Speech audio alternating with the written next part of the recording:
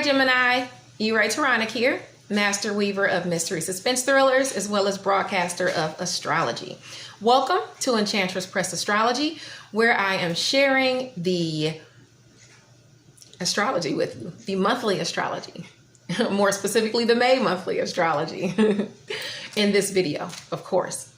Now, I am also an author of mystery suspense. If you want to know more about Enchantress, you can click the down bar and all of my social media links are there, as well as the links for the healing chakra beads and the sun catchers as well. Now, I guess the only thing left is to ask you to like the video and please subscribe to the channel, as it helps me grow, which is why I'm here to help you grow, or to help the collective grow. Taurus season. Taurus season is here from April 20th through May 20th. Okay. Oh, and something you may notice, I'm sorry, that is a little different is the natal chart behind me. I've had a lot of people at work or people who listen to their horoscopes here on Enchantress Press Astrology through my entrepreneurship who never followed astrology before, and they asked me, what are you talking about? You know, they can see that they've listened to me and it fits, but they don't know a lot about astrology. So they wanted me to show a little more. So that's why I made the natal chart here. So we have the signs on the outside. It's comprised of 12 signs, 30 degrees per sign. It goes counterclockwise, and we start at Aries, okay? On the inner layer is are the planets that rule the signs, and on the very inner layer are the Roman numerals, the actual numbers of the houses. So if you're looking at it, that's what you're seeing behind me. Now, as I was saying, Taurus season is here from April 20th through May 20th. The fixed earth sign of Taurus is ruled by Venus, the hottest planet in the solar system. Venus represents the finer things in life, with love and money right at its center, which makes Taurus all about delving into those sensual pleasures that bring us contentment. This sign craves feeling love literally and figuratively. So this season, take some time to enjoy while appreciating what it is you have. The urge to treat yourself may be highlighted during the Taurus season. To overindulge is one of the many characteristics of the sign, and stubborn Taurus always knows what it wants. Therefore, you want to be discerning as to how much of, a glutton you allow yourself to become. If you find yourself coming into some extra cash, don't spend it all in one place. As you know, we are not out of the woods yet. Luckily, Taurus is a grounded sign, which is sure to help you put a plan of action into place to help combat the current issues you may be facing. Remember, one step at a time, Gemini. Taurus demands we be gentle with ourselves. Now, let's see where some of our major planets will be transiting this month. As you know, I am doing Taurus season, but I am doing the whole of May. So this month, we're coming into a wall of retrogrades. It's a time to look within. It's a time to review. It's a time to rehash. It's a time to go back over. That's what retrogrades are about. Retrogrades are about looking back. Okay. And because we have moons here, 2 moons flavoring the atmosphere, one being Scorpio means that we're diving deep. Gemini means we're chatty, we're networking. I'm going to go over how the moons are going to affect you as well as the transits once I get into the individual astrology.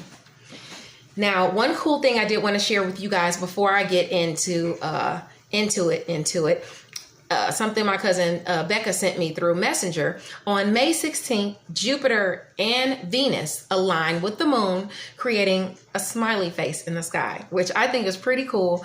So I'll have that link in the astrology, or I'll have the link to the astronomy in the newsletter that comes out on the 1st of May. Okay. Now, Uranus, the planet of revolution, shocks, and surprises, is in Taurus. The earth sign of Taurus, as we just talked about, ruled by Venus, reigns over our values, our money, our resources, which are all free to progress. Okay. These areas of our lives are experiencing a drastic evolution. Some shocks and surprises are in store, especially at the start of the month with Uranus conjunct the Sun. Also, with Mercury there until May 11th, expect some surprise communication, some shocking communication. Okay? The Sun entered Taurus on April 19th. It remains there until May 20th, and then it'll transfer over into Gemini. Juno, which is a large asteroid that they thought to be a planet before, long ago. It goes direct in the sign of Libra on May 26th. Juno is about marriage and commitment. Relationship issues, domestic disputes, natural disasters are all affected during Juno's shift. It's shifting May 26th into the sign of Libra. Mercury, the planet of communication and skills and sales and intellect, it enters Curious Gemini on May 11th, your sign, which can have you feeling even more chatty than you already are, ready to network, ready to get out there, ready to forge ahead, and with a little ease because Mercury moves away from Uranus. It moves away from the jolts, you know. So with all the activity on social media right now, it's the perfect time to make connections online, you know, for the collective, for everyone. Once Mercury transitions into the sign of Cancer on May 28th, where it is debilitated, your subconscious could leave you, you know, guarded, moody, maybe even emotional. A word of advice from me is just to try and remain in the present. You know, there's a lot going on around us that we cannot do anything about. So, you know, don't worry yourself. Try to remain in the present and worry about what you can change. Okay. Now, moving on to Venus. Venus, the planet of finances, abundance, pleasure, romance. It goes retrograde in your sign on May 13th. Okay. Love and communication is a focus. The way you go about putting these things into action, Gemini, is more so what's in question. Okay. Some will get a chance to deal with the same issues over again. And while I'm talking to Gemini, I'm also talking to the collective. If you're a cross watcher and you're watching for another sign, I'm still in the collective right now. I'm just making sure I'm referring directly to Gemini so that I give them the respect that's due them, being that I'm doing their horoscope. Now, will you handle this same issue as you did in the past? If so, did you achieve your desired result? If not, this is a chance to shift the outcome. Talks about finances will be a big focus during this time. So, of course, I ward against, being that it's retrograde, you not making any drastic changes in your finances, unless, of course, it's scaling back. Okay? I ward against making any drastic changes in your appearance during Venus retrograde. Venus, you know, just because you might not have a taste for it when the planet goes direct. You might not like what you see. So don't go chopping off your hair or anything like that, okay? Give it some time. Mars, the planet of challenges and energy, enters Pisces, where it is debilitated. Normally, it is here in Aries. You know, Mars rules Aries. So in Pisces, it's debilitated. It's not used to that softness. Mars is about being forceful, regardless as to what is at play here, or regardless as to, you know, the planets being respectively where they are, the energies are meshing. And with the energies meshing, they have to learn to work together, to coincide with one another. That being said, May 13th will, you know, once it goes there, it will be calling for you to tap into your intuitive side, tap into your intuition for more solutions. You know, while you're up for the challenge and you're ready to be raring to go as Mars is, as Aries is, you know, you're going to be navigating forward with a bit more forethought. Okay. So exhausting yourself is something Pisces just simply doesn't feel the need to do, you know, so don't do it. Jupiter, planet of luck and expansion, is retrograde at 27 degrees in the sign of Capricorn on May 14th, joining Pluto and heightening everything in its sphere. Remember, Jupiter wants bigger. It wants things on a larger scale. That doesn't necessarily translate to better. I'll elaborate below. Jupiter also affects travel, just so you know. Saturn goes retrograde in Aquarius at 1 degree on May 11th. As you know, Saturn is the planet of restrictions, responsibility, karma, good or bad. Your actions help determine how your karma plays out. That being said, even though it's retrograde, which means it's eased up just a bit, I advise not to make any big career changes, like quitting your job. You can get another one and take on a little side hustle or ways to make more money, but to just completely quit a job is just like, come on. I wouldn't advise doing that, especially with Saturn being retrograde. Okay. Now, Pluto, the planet of rebirth, renewal, resources, is now retrograde until October the 4th. This is a time of transformation for the collective. All of us. Be gentle with yourself. In the coming months, our faith will be tested. Don't allow fear to bind you mentally. Don't be easily deceived. Do your homework before believing media or social propaganda, as it will be shoved in our faces from all directions. We as a collective are at a vulnerable point in our lives. We as individuals must do our part by keeping our hopes up, maintaining our mental health, as well as doing what we can to be a part of the solution as opposed to perpetuating the problem. The silver lining is that Pluto being conjunct Jupiter helps us to keep our eyes on the prize while facing the coming shifts in our personal and business lives. I implore you, keep a kind heart.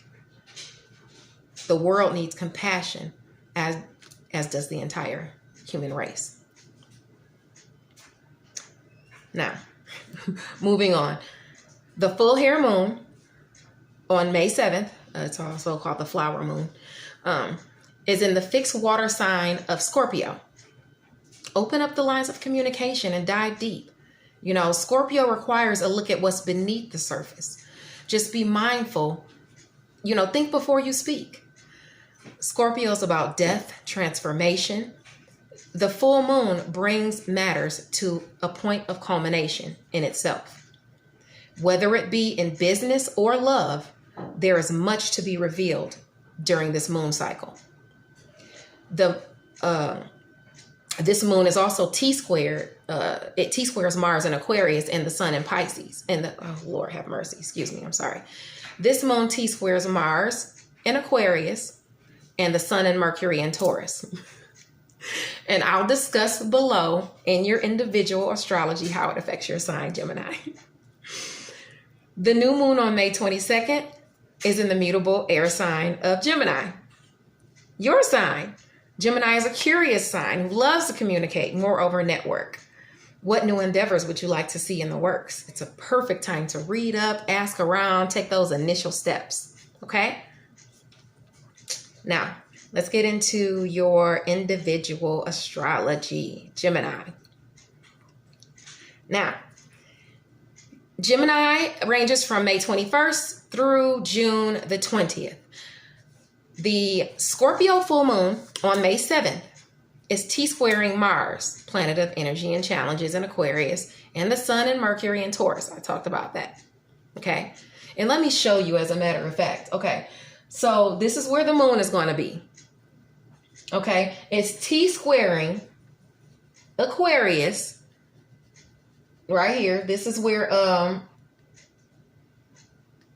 yes, T-squaring Aquarius, I'm sorry. And then down here in Taurus, the Sun and Mercury are here. So Mars is here, the Sun and Mercury are here, and Scorpio is here. So it's T-squaring, creating some issues, of course.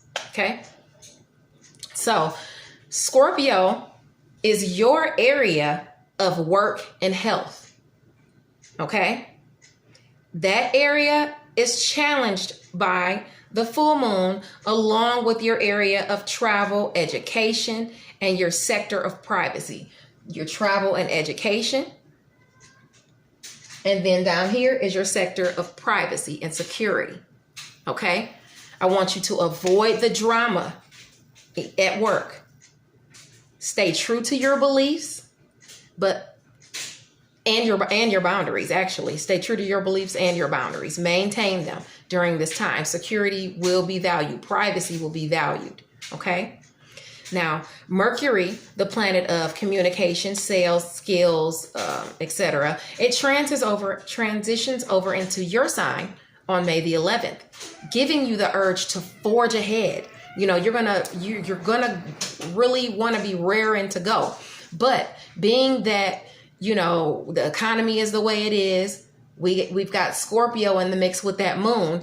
Why don't you just use that time to delve deep into something? Even when it comes into your mood, your moon, you're feeling chatty. Dive deep into something and learn more of what you want to jump into, you know, before you just jump in there, especially with all these planets retrograde. I just wouldn't recommend that. Venus retrogrades in Gemini, your sign. All these places retrograding in your sign. Look at that. On May 13th, in your sector of image, how you look. Okay? Being on quarantine doesn't mean you have to let yourself go. Keep up your appearances, Gemini. You know, all eyes are on you right now. When the sun is in your sign, all eyes are on you.